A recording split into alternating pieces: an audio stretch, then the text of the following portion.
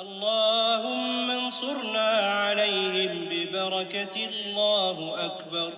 اللهم اجعلهم آية ولكل عدو يا ربنا. وعلى آله وأصحابه وعلى كل من تمسك بسنته واقتدى بهديه إلى يوم لا ينفع مال ولا بنون إلا من أتى الله بقلب سليم. أما بعد. Chers frères et sœurs, l'essentiel du sermon du jour tourne autour de ce que c'est le jeûne du mois de Ramadan. Allah subhanahu wa ta'ala a utilisé le terme siyam. Il n'a pas dit simplement sort. Il a dit as-siyam. Qui a une intonation du pluriel, mais aussi dans un sens de l'origine de mot sort. Pour dire que le jeûne n'est pas seulement de se priver de manger, de boire ou de pratiquer le sexe durant la journée du Ramadan, pour dire que nous avons jeûné. Le jeûne est en soi une école d'éducation, une école qui enseigne les rudiments et les fondamentaux de ce que c'est la spiritualité.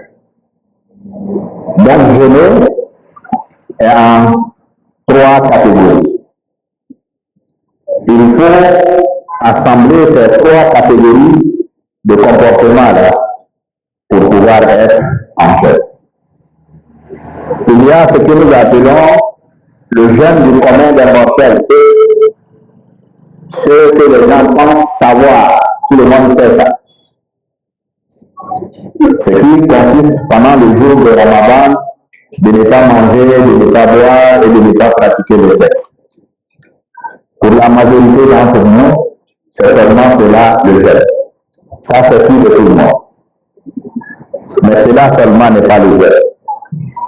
Il faut une seconde étape. Cette seconde étape, chers frères et sœurs,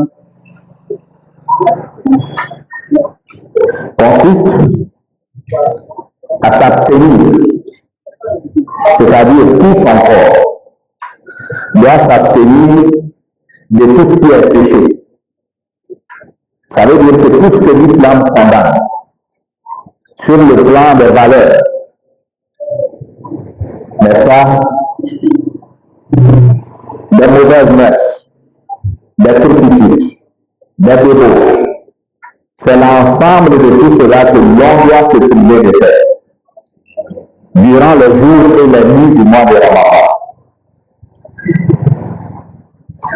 Et on appelle ça le jeûne d'exception. Ce jeûne d'exception comprend 5 attitudes.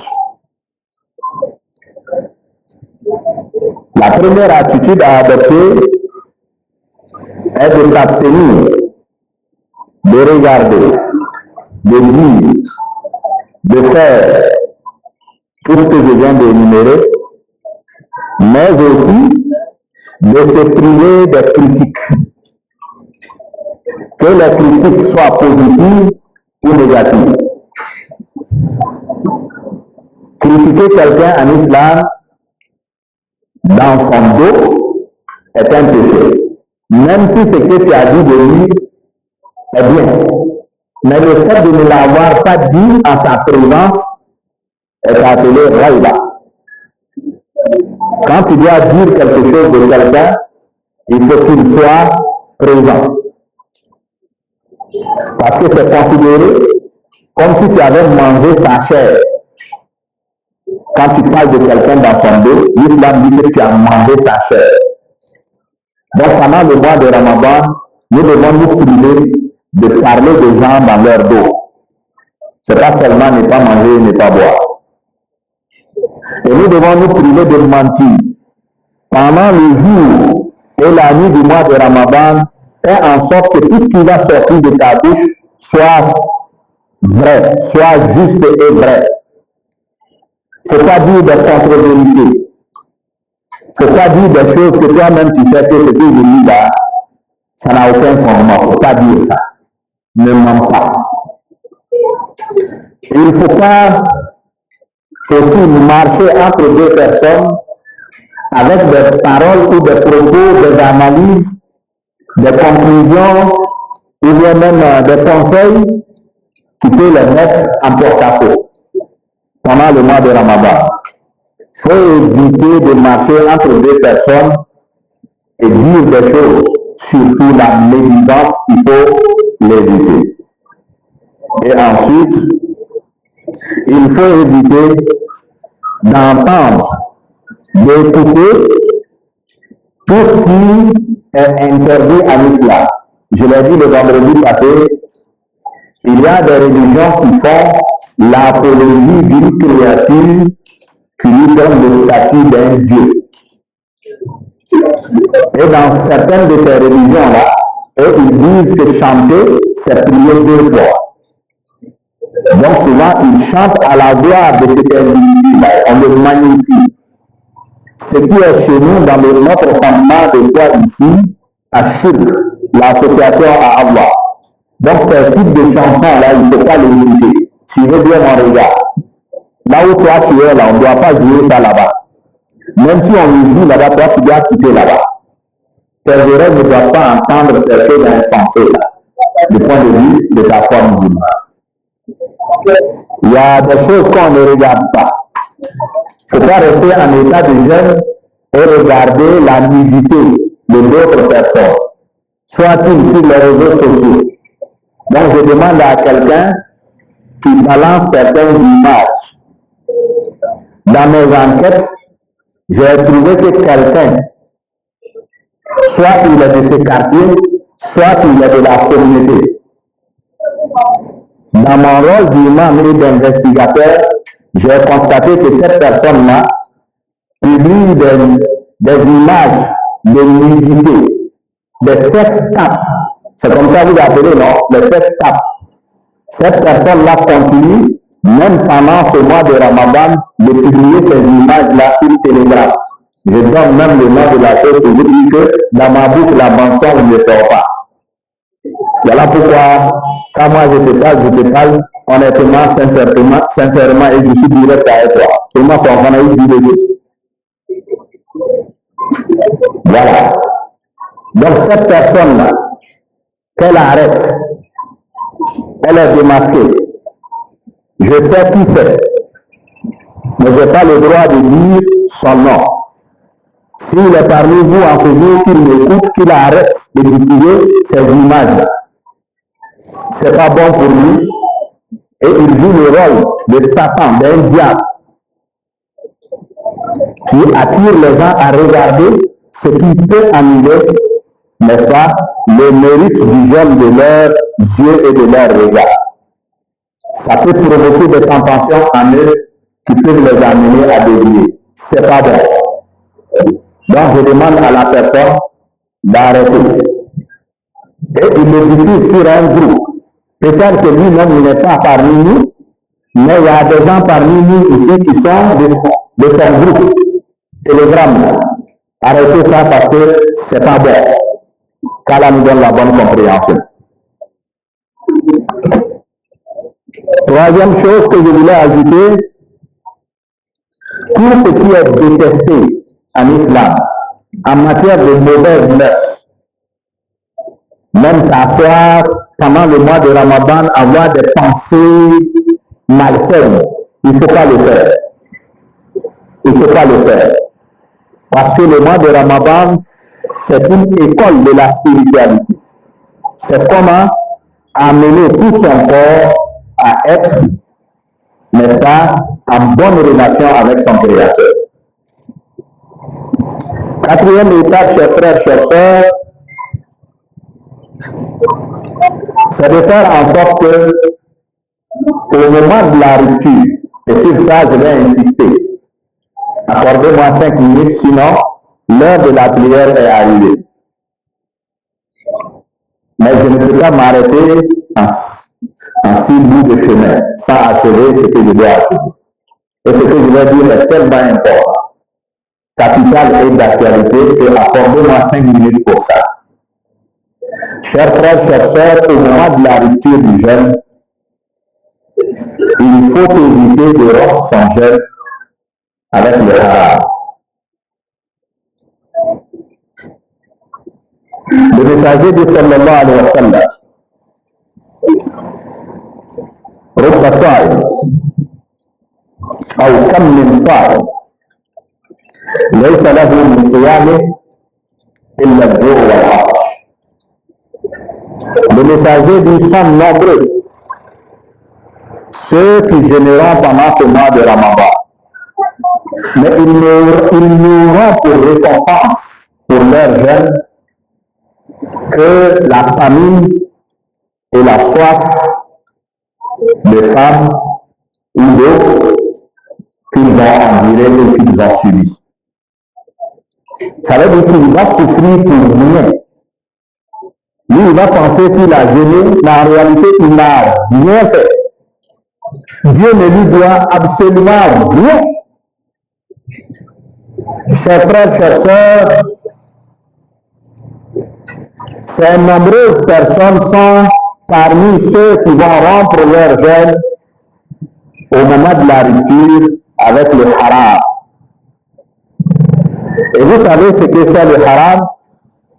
Le haram, c'est le bien, qu'il soit matériel, qu'il soit financier et autres, obtenu dans le péché, que l'on acquiert dans le péché. C'est ça le haram. Que l'on acquiert dans l'interdit. Ce que Dieu a interdit là, si c'est ça qui t'a apporté quelque chose, que ça soit quelque chose de matériel, que ça soit financier, etc., cette chose que tu as obtenue dedans là, c'est ça le haram. Ça ne doit pas être utilisé dans l'adoration de Dieu. Parce que si c'est utilisé dedans, cette adoration-là, Dieu ne l'agrée pas, Dieu ne l'accepte pas, Dieu va rejeter ça. Il ne va pas accepter de prendre ça. Alors que tu as souffert toute la journée, au moment maintenant de valider ton jeûne, tu te vois être exclu par toi-même ta propre faute, parce que tu as consommé ce que tu ne devais pas consommer pour rompre ton jeûne. Chers frères, chers sœurs, je vais citer tous les jeux de hasard, toute forme de jeu de hasard. C'est illicite. Donc pour vous dire que nous sommes en Côte d'Ivoire, tout ce que la LONASI propose, c'est haram. Tout ce qu'on obtient par rapport à un objet vendu par la LONASI, c'est haram. Je suis dans mon pays, je suis ivoirien et j'en parle. La tête haute. Et je sais que ce que je dis va passer sur les réseaux sociaux. Dans le cadre de notre vie de musulman, dans le cadre de notre spiritualité musulmane, c'est prohibé. Il ne faut pas l'accepter. Donc, il ne faut pas le faire. Deuxième chose, il y a des formes aussi qui sont arrivées. Les paris que vous faisiez aujourd'hui. Même des gens qui prient ici sont dedans. Je connais certains. Paris sur le match, Barça, Real, quoi, c'est paris là. C'est haram. Tu as gagné quelque chose dedans, tu as pris pour rompre ton jeûne, toi-même tu as annulé ton jeûne. Tu as dit Dieu, moi j'ai accepté de souffrir cadeau, tu ne me dois rien. C'est ce que tu as dit. Et ça sera ça aussi. Troisième chose, c'est la chose que tu as pu t'octroyer ou obtenir dans la fornication ou l'adultère. Fornication et adultère, c'est la même chose. Mais c'est les personnes qui font ça qui changent de nom à cause de leur statut. Quand tu n'as pas marié une fille et que toi-même tu n'es pas marié, si tu as eu des rapports sexuels avec elle, on appelle ça forniquer.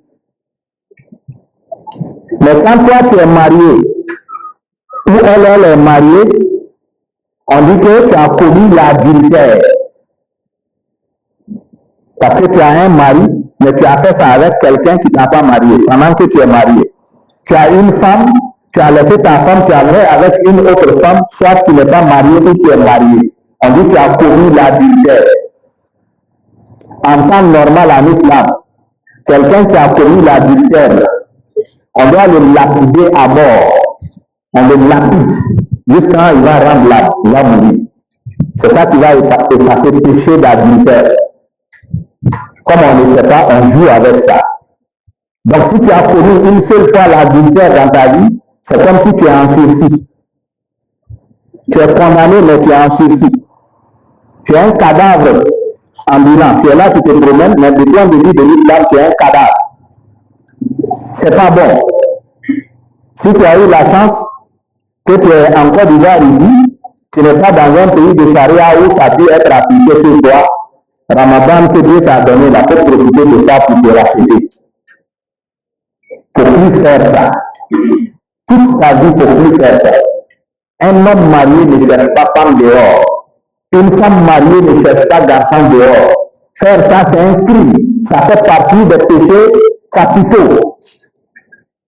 Tu as eu la chance que tu n'es pas dans un pays où la charia est appliquée, donc tu es encore vivant. Il faut profiter de ce ramadan pour te faire pardonner. Ok. Mais je dis, la femme avec laquelle tu as commis l'adultère, ou bien la femme avec laquelle tu as forniqué, ou bien l'homme avec lequel tu as forniqué, ou bien l'homme avec lequel tu as commis l'adultère, tout cadeau qu'il te donne là, c'est haram. Donc ton fonds de commerce là, si c'est lui qui t'a donné ça, ton commerce même est haram. Le travail de bureau que tu as eu là, si c'est lui qui t'a donné ça, ton travail est haram. On va dire que l'imam, son sermon est dur, son sermon est compliqué. Non. Mais c'est ça. On s'est laissé gagner par ce qui ne devait pas être. Voilà pourquoi c'est compliqué à nos yeux. Sinon, ce n'est pas du tout compliqué. C'est des choses même qu'on ne devait pas faire. Mais c'est nous-mêmes, on s'est mis dedans. Et puis voilà que ça gâte tout chez nous. Je jure en Dieu, Allah, le créateur de toutes choses, celui qui détient mon souffle de vie. Tout ce que je dis, c'est la vérité que l'islam dit. Je n'ai rien inventé. Donc pendant ce mois de Ramadan, le bien que tu as acquis à travers ce péché-là, si c'est ça que tu consommes, ton jeûne est gâté. C'est pas bon, il faut abandonner ça. La maison dans laquelle tu es là, si c'est ton gars ou, je ne sais pas, ta niani qui paye ça, il faut quitter. Parce que tout ce que tu fais dans ça, là, Dieu n'accepte pas. Tu vois que je dis les noms, non? Est-ce que je suis vieux? Normal, même tout le monde dit là, je suis au courant. Hein? Ah, je sais. Ensuite, les factures, l'eau que tu prends pour faire ton ablution, si c'est lui qui paye les factures, l'eau là est haram. Tu ne peux pas utiliser ça pour faire une prière. Les habits que tu portes, surtout les jeunes femmes, pendant le mois de Ramadan, c'est bien. Vous êtes assidus, vous venez à la prière, vous venez faire la prière du vendredi. C'est une très bonne chose. Profitez de ça pour vous faire pardonner. Profitez de ça pour abandonner ce que vous avez que Dieu n'aime pas. Débarrassez-vous de tout ça. Wallah, tu acceptes de t'en débarrasser, Dieu te donne ce qu'il te faut. Mais tant que tu ne prendras pas le courage de t'en débarrasser, tu seras dans le doute. Ok, ce doute-là, c'est quoi on appelle un malongé yeremakosa. C'est ça. Il dit yeremakosa.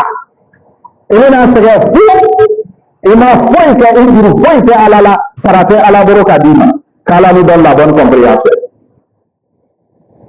Ah, je me rends compte que je vais aller à 10 minutes. Alors qu'il y a encore un autre élément.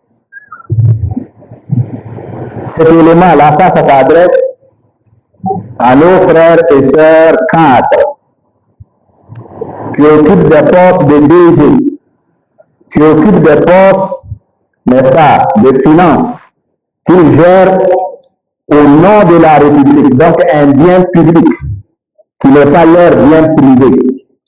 Faites attention à ce que vous prenez dans les caisses de l'État.